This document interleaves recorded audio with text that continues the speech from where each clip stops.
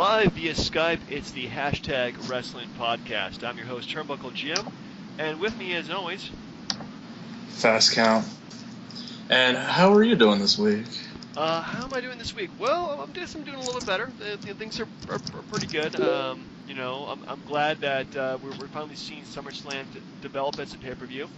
And I'm actually really excited for Stephen Amell showing up on Raw and also on SummerSlam. Your thoughts on that? Yeah, it's like a mixed. It's good and bad. It's weird. Like, you showed me his little parkour videos, and it actually made me miss John Morrison a lot.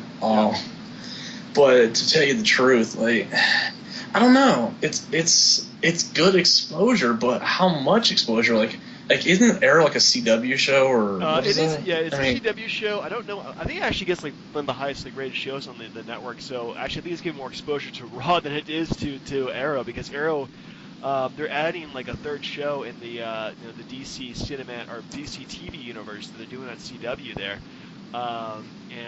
His show is pretty much the one that started it all. So really, this is huge exposure, I think, for the WWE, maybe, for him showing up on this, because he's the lead of the show. So he's not like he's pretty much an up and coming actor. He's gonna be. He's not a He's not a Hammonegger, right? No, he's definitely like he's the main character on the show, obviously. And he also, he's going to be Casey Jones in the next Ninja Turtles movie. Say what you will about that, but it's still, a pretty big role there.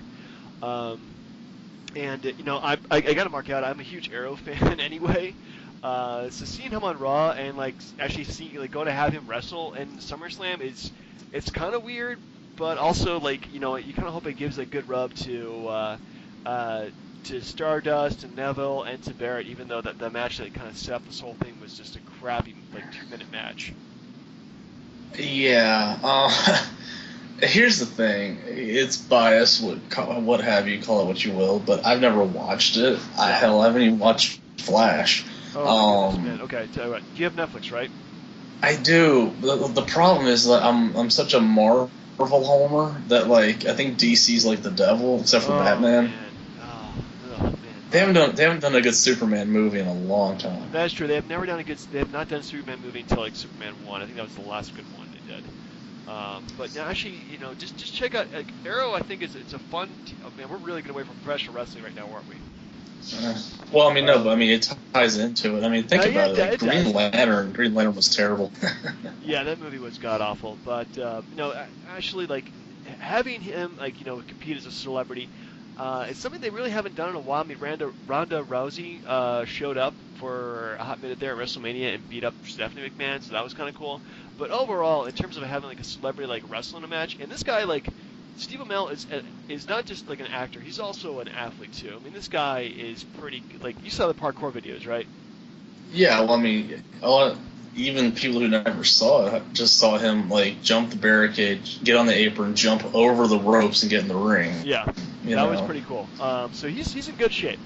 The only kind of fear is that he hurts himself doing SummerSlam, and then it affects the TV show. But they have stunt doubles and stuff, so I guess they can get away with it.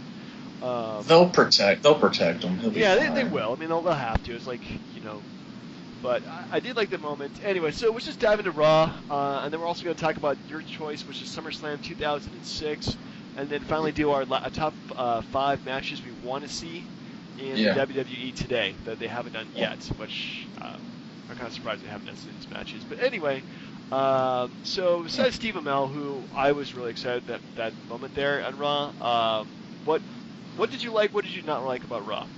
Oh, I just want to give one last little closing thing on that. I think it's really good what they're doing with him, because I had no idea who he was, and everybody I know, not everybody, but a good half the people that I never thought would give a crap about wrestling still probably don't, but are following it or have eyes on it because of him. So it's doing the job more than I thought it ever would, because I never knew who the guy was. And also, I hate to actually make this entire show about building up Steve Amell, but he's a huge WWE fan, which is great. His fantasy football league uses the WWE title, I think, as their championship title. He's he's got a huge social media presence on Facebook especially that I follow. That's why I see a lot of his behind the scenes videos, and he's really good with connecting with fans. I even bought the guy's damn T-shirt. So yeah, I'm marking out for Steve Amell, and I'm hoping that maybe this gets so much buzz, and maybe he will show up again, or maybe some other people from the TV show will show up, or give more actors a chance to show up on Raw. You know, that hopefully that won't be pushed in our throats. No freaking reality stars, no Snookies, no Kardashians, nobody like that. But if you have somebody who's a passionate fan for wrestling, then yeah, if he wants to wrestle, let's go ahead and have him wrestle. It's like Maria Menounos. I mean, she got in the ring a couple of times, but she was actually really good. Who's that? You know, like the chick that does like all like the red carpet shows or whatever.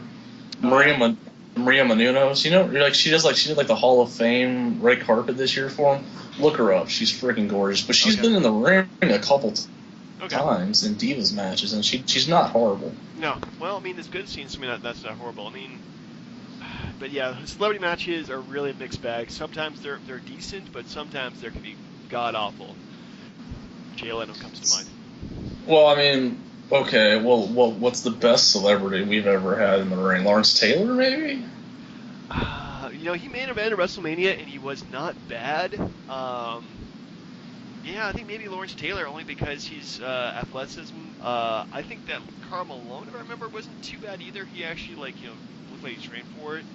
But yeah, most celebrities, when they do fight in the ring, are just really bad.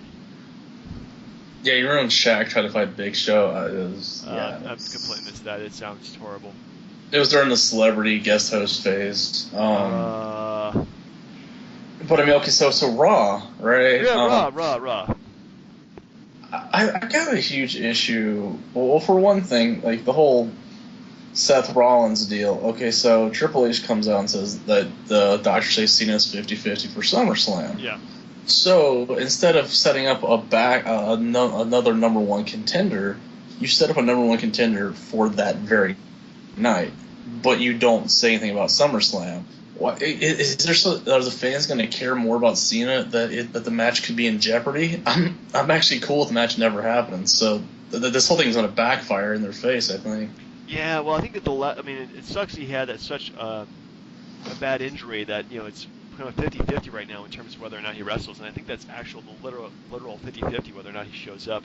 So I think they wanted to create some kind of heat for the main event, or for the championship at SummerSlam. Yeah, it's just doing doing the whole number one contender, and then doing the title match that same night on Raw. I really hate that rush feeling to it, but at least it's a TV show though, with 3 hours long. Then yeah, go ahead and do that.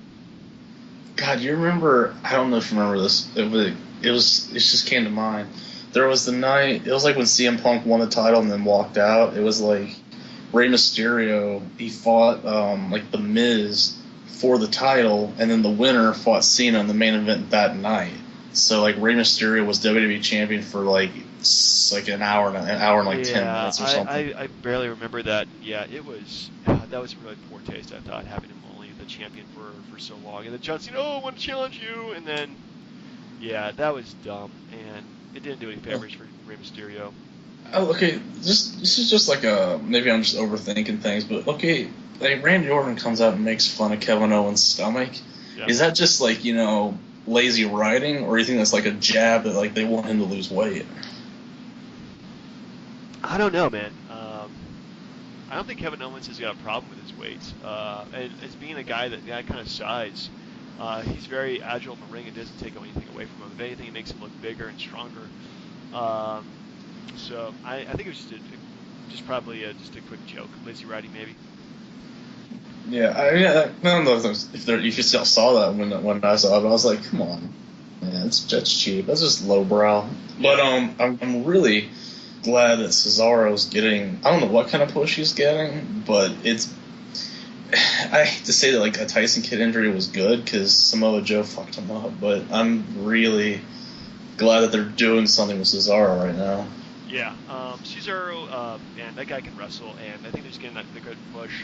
Having him versus Kevin Owens at SummerSlam, I think, will probably be the underrated match of the night.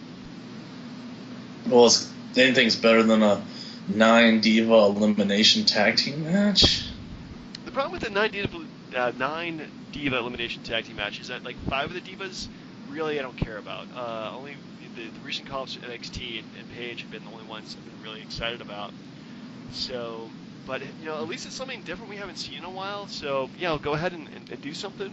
I'm getting kind of tired of this, like having divas wrestle each other and call it Divas Revolution. Give them some goddamn storylines, will you? I think that this is the storyline. Yeah. Well, I mean, the major problem here is that there's a tag team match. Right. And it's basically like, because they keep saying, who's going to take down the Bellas? Well, you can't really take the title away if you don't give them a freaking title match. True. Yeah, they've been kind of getting away from that for a while, haven't they? I mean, tell me if I'm wrong, but it just seems like they're doing whatever it is possible to break AJ Lee's record, and then she'll lose it. But until that point, she's going to keep it. Yeah, just to piss off AJ Lee. Oh, just to screw over AJ Lee. Go figure. I don't know if it's sticking it to her or sticking it to CM Punk, but did you see the funny thing where they changed the name of the submission sorority because it was like belonged to like a pornographic website or something? Yeah, it's either belong to a pornographic website or if you search for a submission sorority on Google, it gives you that website first, which sounds pretty dangerous. I'm not gonna look that up right now. Well, the funny thing is that why wouldn't you have looked that up before you approved it? True, yeah. I mean, it sounds like a cool name, except, oh, wait a second, they're also a porno site, so, yeah. I wonder if China was like, what the hell? Let me back in! Oh, my goodness. Anyway, yeah, the things I did not like about Raw was Daniel Bryan's appearance was very brief. Didn't do anything to help him out. I guess it kind of pushed up the Intercontinental Championship match, but didn't do him any favors, and it's really just kind of a tease, if you ask me. He did plug his book, which I would like to read, honestly. If it's like anything like Mick Foley's books, then it'd be good, but man, I need to read more wrestling books, if you ask me. I have plenty if you want them. What am I looking at? Bischoff, Booker T, Stone Cold, 3 Jericho books, the Bret Hart book, Vince Russo. Wow, I did buy Shawn Michaels' book, the last one that came out, and I haven't read it yet. Just call it sheer laziness. The fact that it might be like uber Christian when I'm done. Which one did you say ooh to? Did you want to read the Bischoff book or? No, the Big Show book. I mean, you actually have a Big Show book. No. I didn't say Big Show. Booker T. Oh, Booker T. Oh, but that's pretty. I don't know if it's better or worse. Sucker. Okay. That segment did a lot, and it's done enough to me to throw my prediction for SummerSlam in the air, because as much as I think Ryback they want to keep the belt on him, like when I see the Miz between those two, it reminded me of when CM Punk was in a triple threat with Cena and Ryback, and it was sort of like those two guys were feuding, and Punk was like that guy that couldn't get in between them, and Miz looks that same way. So I kind of think Miz could walk away with the belt just the same. True. And honestly, like the cheap blows that Big Show said he's like a cross-dressing Jedi or something. Something like that, like spewing manure out of his mouth and whatnot. Yeah. I did like the, you want me to retire? You want me to retire? We all do. We really do, Big Show. I mean, you've been around for, goodness, I mean, your career's old enough to go to college by this point, and I'm trying to think if anything else really good.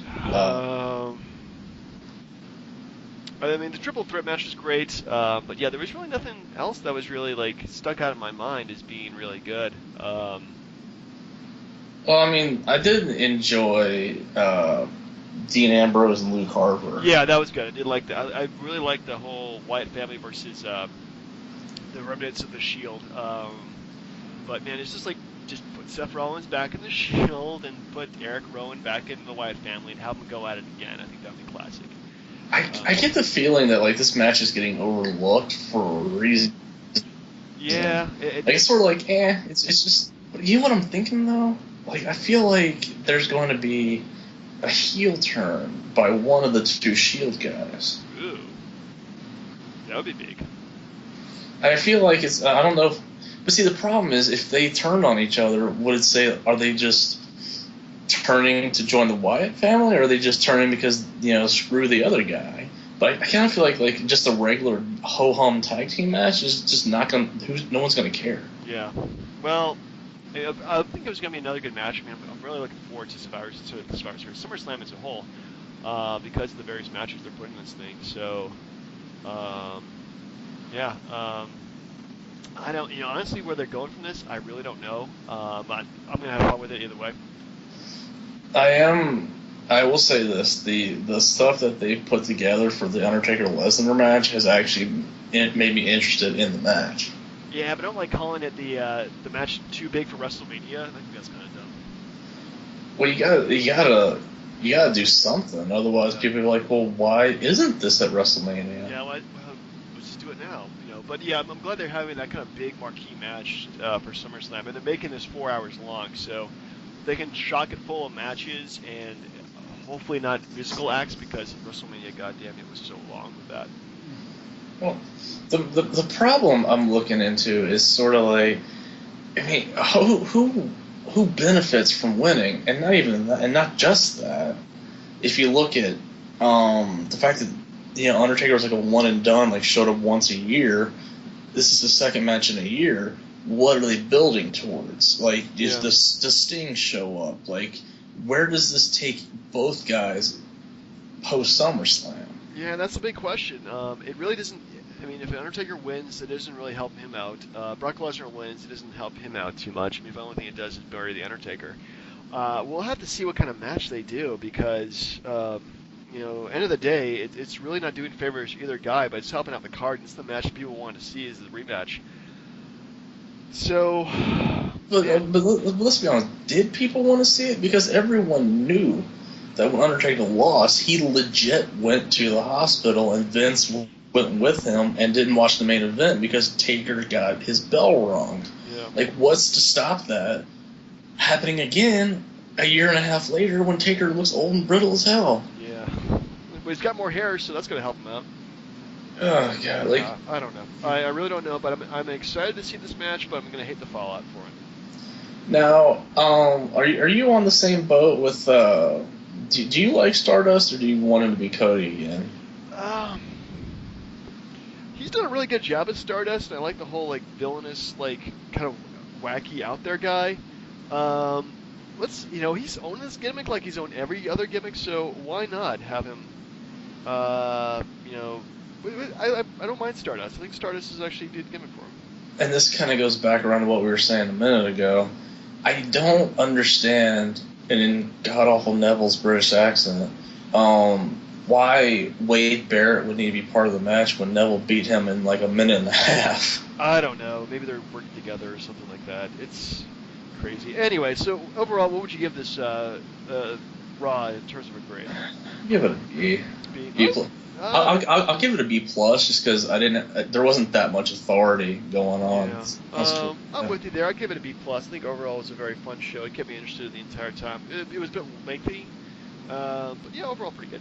So anyway, we move to SummerSlam 2006, which I believe is your pick. That's right.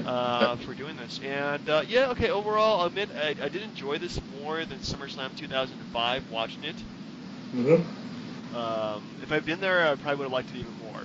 Oh my God, I wish I could have been there just to see the kind of hate that Edge got in Cena's hometown. Yeah, even Cena was getting hate in his hometown. Anyway, so we come to you from Boston, Massachusetts, the TD Bank North Garden. Holy crap, I have no idea what that is. Attendance 16,168 people on August the 20th, 2006. So we start with the match, I guess, the battle over Eddie Guerrero's legacy. Chavo de Guerrero defeated Rey Mysterio. It's funny. I don't know if you ever played the SmackDown versus Raw games. Did you ever play those? Yeah, I did. There was one, I think it was 2006, where there's a storyline, I remember clear as day, where to continue the storyline, you as the Undertaker had to bury Eddie Guerrero in a casket match. But that's too soon, man. Too soon. Yeah, and I thought about it. I'm like, that's pretty fucked up for Eddie Guerrero. And then I see that Chavo is fighting Rey Mysterio because Chavo thinks that he used Eddie to get to the main event, which, I mean, he did. That's just my opinion. Like, he wasn't going to get the world title without the Eddie push. Yeah. Which, again, that whole thing is flawed because months before Eddie died, they were feuding over his frickin' son. So what the hell sense does that make?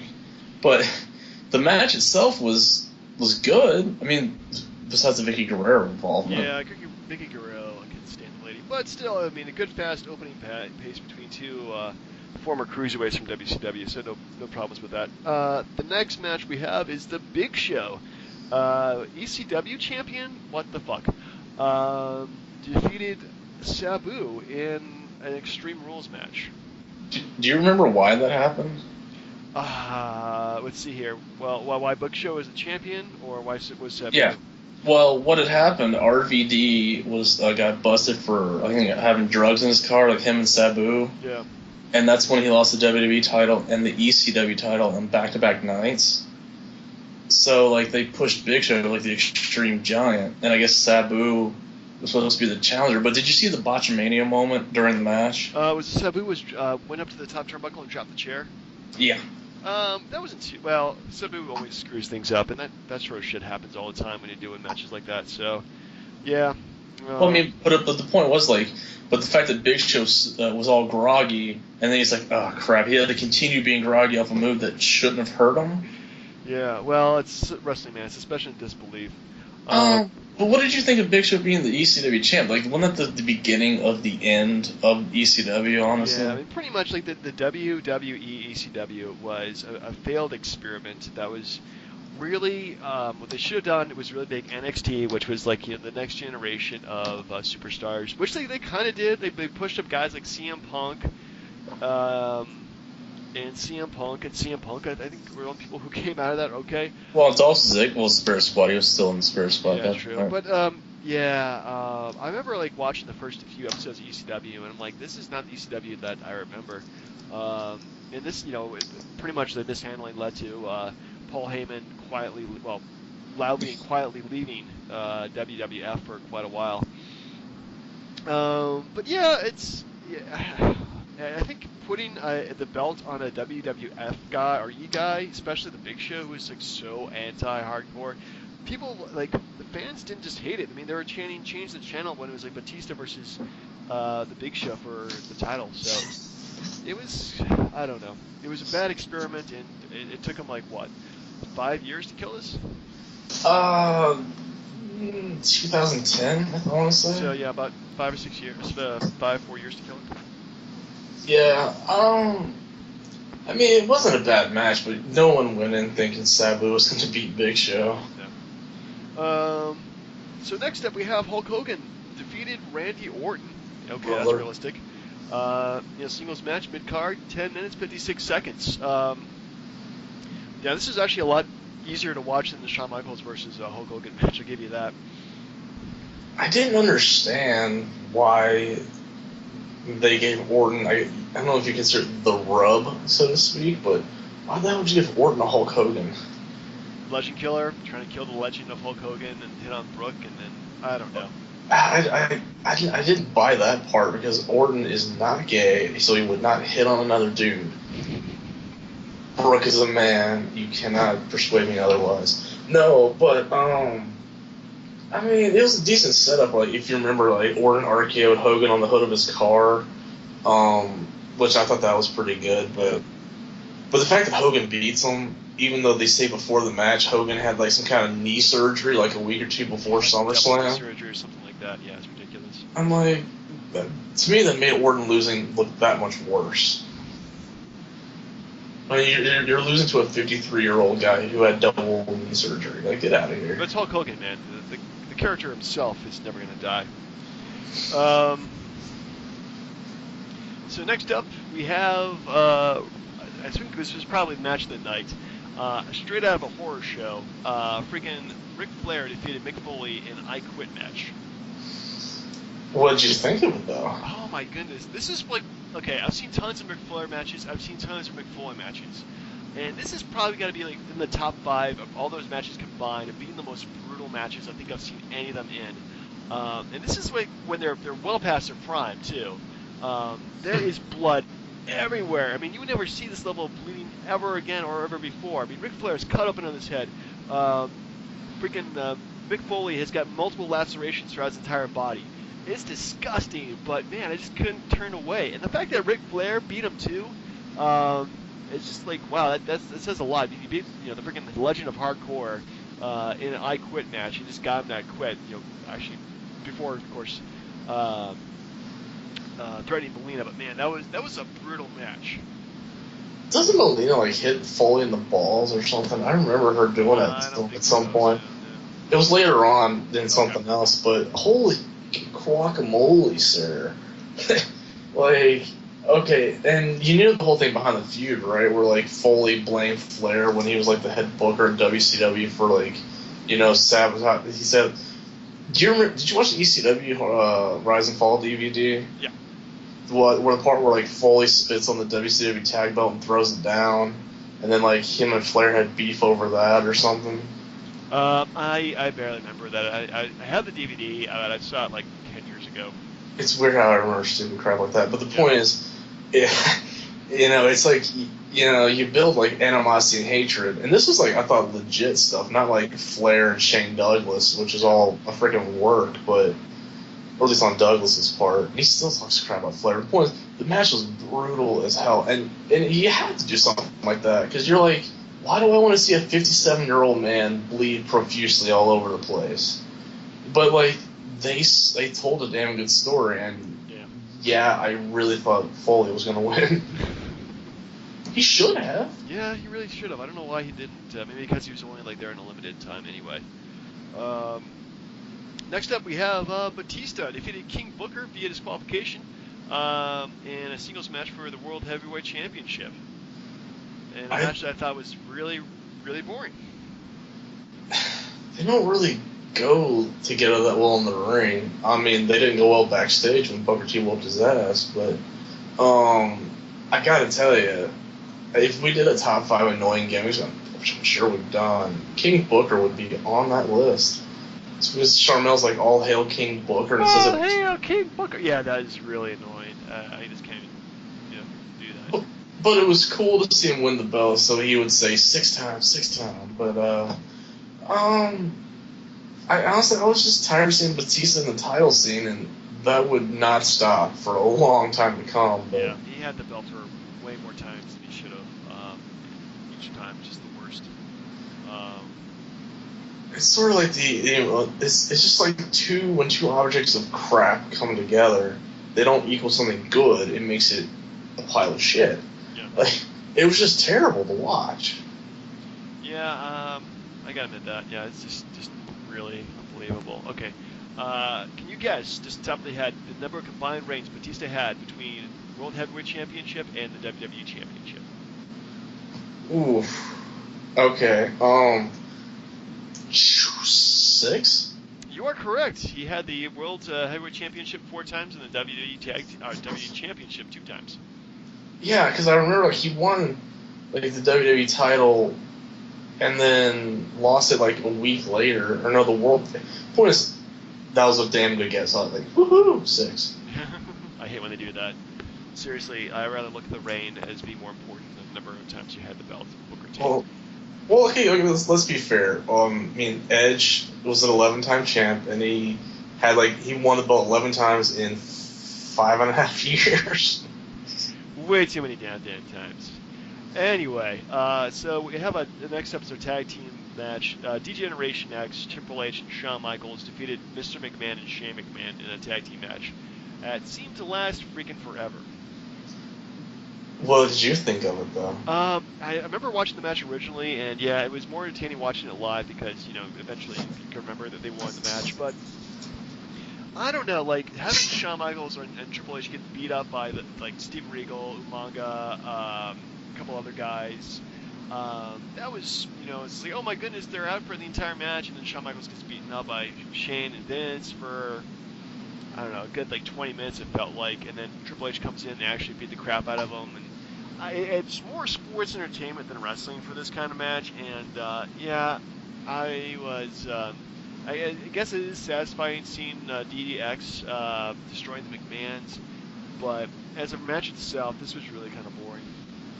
I had, with no disrespect to Shane McMahon, but it's like I had a hard time watching Shawn fight Vince at WrestleMania that year. Yeah.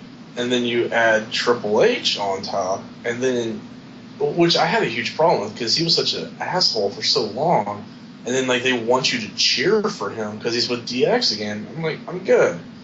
I'll pass. But then like you waste a really good pay-per-view spot having two Hall of Fame level champions wrestle McMahons. Yeah. It's a joke. It was an absolute joke.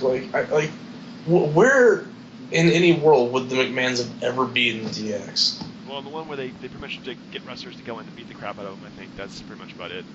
Yeah, but still, like, it was horrible to watch. And then with the next month when they throw Big Show in there, that doesn't help matters. So anyway, we conclude with a final match, which is Edge defeated John Cena to retain his WWE Championship in 15 minutes 41 seconds. But before I wax poetic, sir, what did you think? I honestly didn't like the match too much. I thought it was pretty standard fare for both of them. They didn't do anything really exciting. The whole gimmick with like Edge couldn't cheat to win, or he couldn't win, or if he just got disqualified, he would actually lose the title. I thought that was kind of a interesting part of the match, but overall, yeah, I was actually kind of bored. And the ending where he just puts on Braxton Knuckles, hits John Cena, goes for the pin and wins.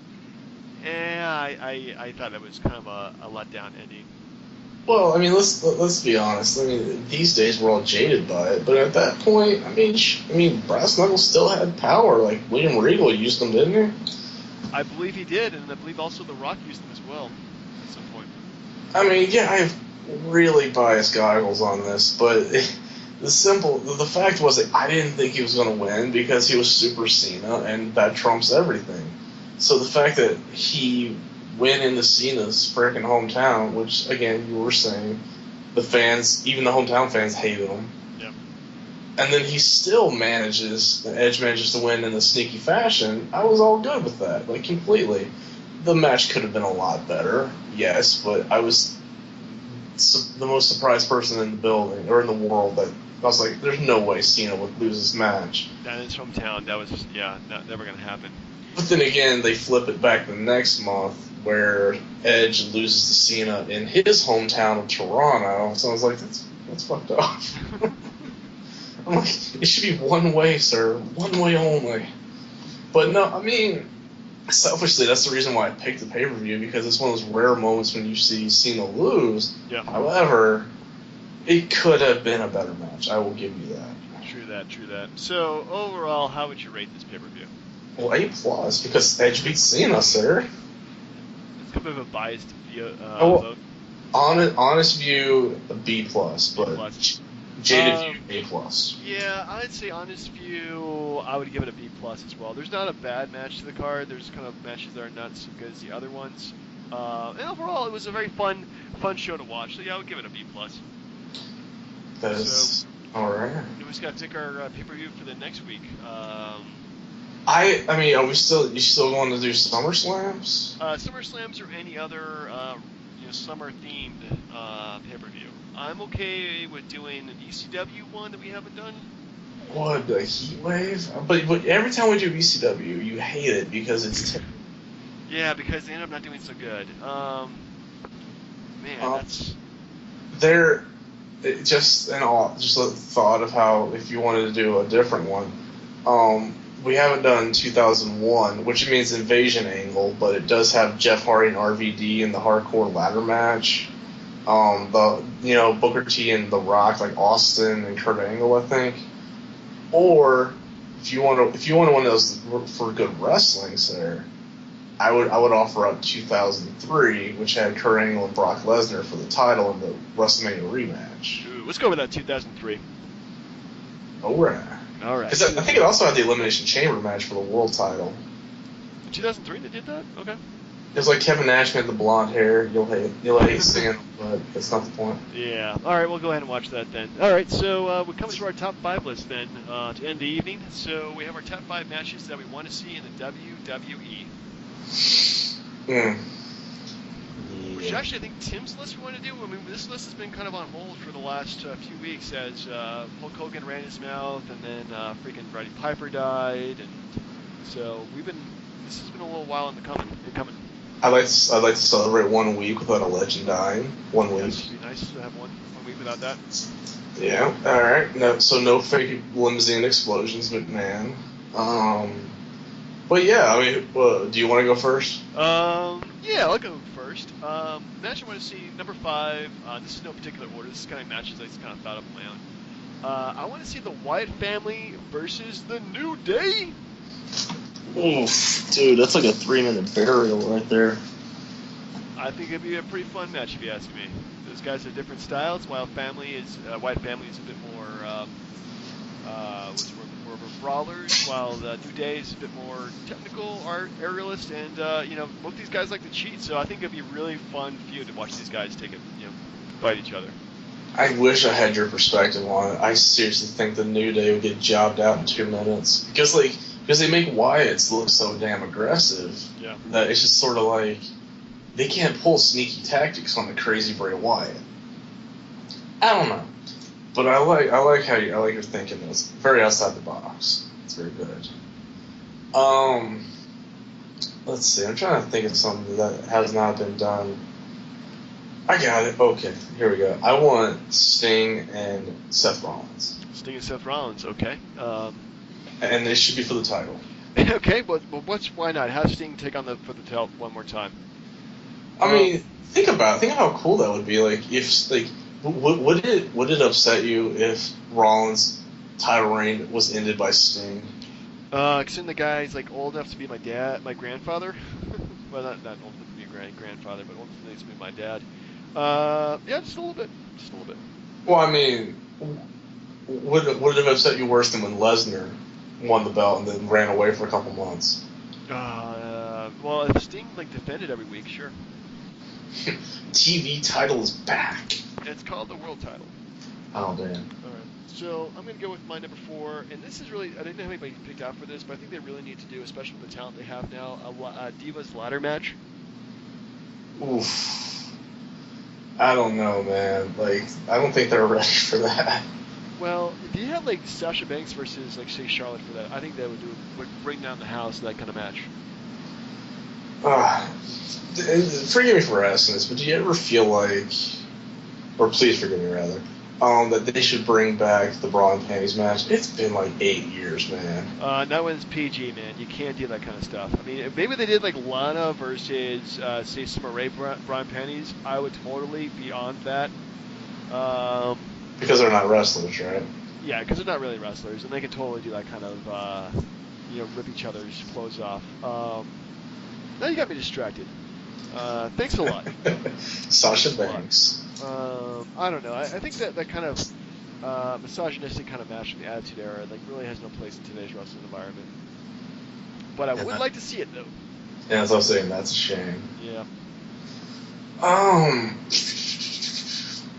It's weird. I would love to see Kevin Owens and Brock Lesnar. Okay, yeah, I think that would be a good match too. Any particular reason why you want to see them together? Well, it's because it would make the fans really think about it. Because Lesnar's this giant beast, with a freaking amazing mouthpiece with Heyman, but at the same time, Owens is that cocky jerk, and he would smack talk Lesnar because he's not afraid of the guy. Yeah. So it's sort of who do you like more? Yeah, man. Oh.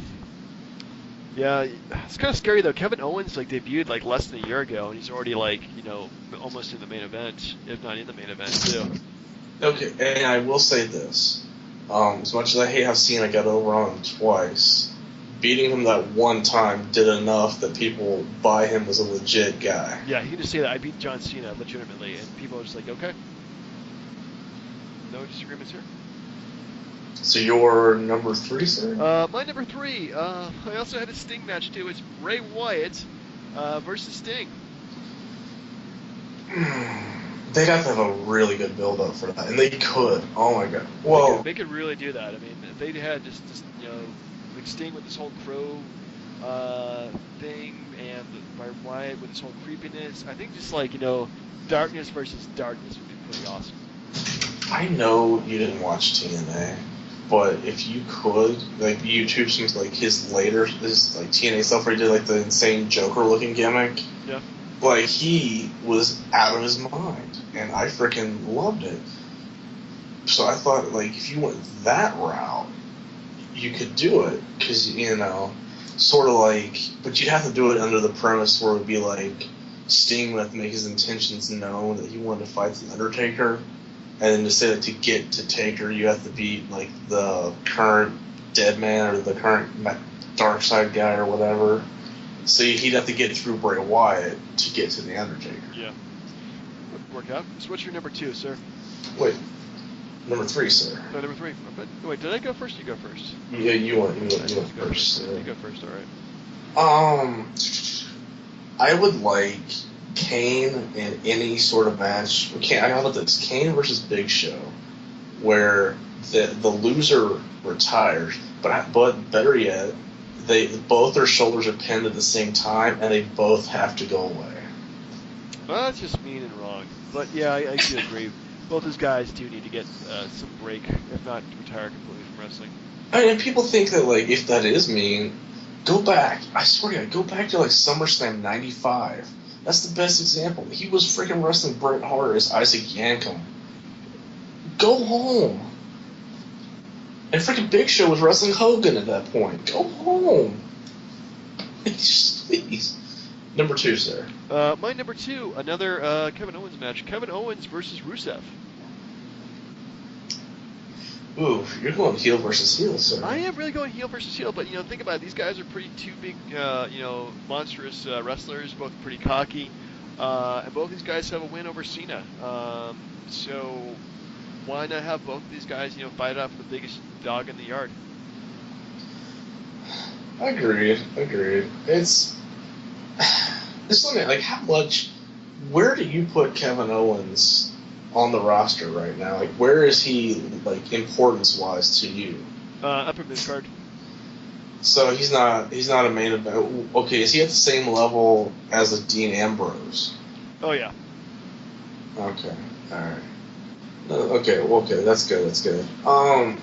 Shit, I blanked on the one that I just had. Okay, here he is, number 2. John Cena and Roman Reigns. Oh man, good choice. I really feel like, because the fans, without Dean Ambrose around, the fans boo Roman. Yeah. Fans hate Cena. They gotta pick somebody. Gotta choose one. And I think the best way to do it would be like a number 1 contenders match, where, like, they fight to see who goes against Seth Rollins or Sheamus or whoever. Yep. I think that'd be the best way to do it. Alright, well, my number 1 is kind of crazy, but hear me out here. Dean Ambrose, the psychotic guy, versus Brock Lesnar. I'm listening, yes. Okay. Well, I mean, think about, like, Dean Ambrose, the crazy fringe, and just, like, having that kind of crazy Joker gimmick, and just, like, using every single creative way he could to beat Brock Lesnar in the match. And the Brock Lesnar, if you look at him, he's really not creative in terms of the way he wrestles. He just does a bunch of suplexes and then F5 and then pins the guy. So I like your thought in a way, but go ahead, please. So it's seeing pretty much like it's the smaller, scrappier guy versus the bigger, I would say dumber style of wrestling, but the style that works. Just having that kind of creative match, I think would work really well. You can tell a good story with that. I feel like the best thing that would come out of that match is, like, you would do Dean Ambrose in that stupid, like, going through the ropes, coming back in deal. Yeah. And just gets suplexed out of the freaking ring. Yeah, he's like, this is gonna work. No, it's not gonna work. So my number 1 is really, We'll just go with the top 12 guys, whoever you want to call them, don't matter who they are, and they compete in fucking war games. I just want a war games like double ring, put the steel cage down. You'd have like Team Cena, you'd have like a Team Authority, and like like a Team Wyatt or Team Shield or whatever. But just have like all those dudes in the ring beating the holy hell out of each other inside a steel cage. Yes, I could totally see. I mean, I really want to see a War Games match too. I really do. And having those 10 teams, I think would be pretty cool. So. I mean, you can even do 4 versus 4 if you want to do like the old Horseman NWO stuff, but it doesn't matter. Just 5 versus 5, man. You gotta do it in Survivor Series. Especially, I think the best way to do that would probably just be a Hell in the Cell ring and just use it that way. As long as it's not Elimination Chamber, that thing looks brutal. Yeah, that thing's pretty brutal. But I think like the Hell in the Cell is big enough for both guys, and just have it like double doored, so that way one team starts on one side, one starts on the other side, and then just go from there. I think they could be really creative with it, and if they have the whole Team Cena versus Team Authority, I would go with that too. Well, no, I mean they did that last year. Yeah, that's true. Well, I don't know. They should be creative enough, I think, to do something different this year. So, Cena's in the SummerSlam main event. Yeah. I give them no credit. Anyway, so what top 5 list do you want to do for next week, sir? I would like to think the celebrity one would be good. Oh, top 5 celebrity wrestlers of all time? There you go. All right, we'll do that then. Okay. Well, that's pretty much. Well, I'll tell you what. We can do best and worst, so you're not stuck looking to like 5 redeeming qualities about something that just sucked. The 5 most memorable, whether they're good or bad, celebrities. Yeah, but now are we doing it as they are competing or just appearances? Just appearances. That's like Pete Rose and Downey Jr. right there. Why not? All right. All right. Well, then for the hashtag Wrestling Podcast, I've been Turnbuckle Jim. Fast count. We miss you, Titantron. Yeah, Titantron. Come back to us next week.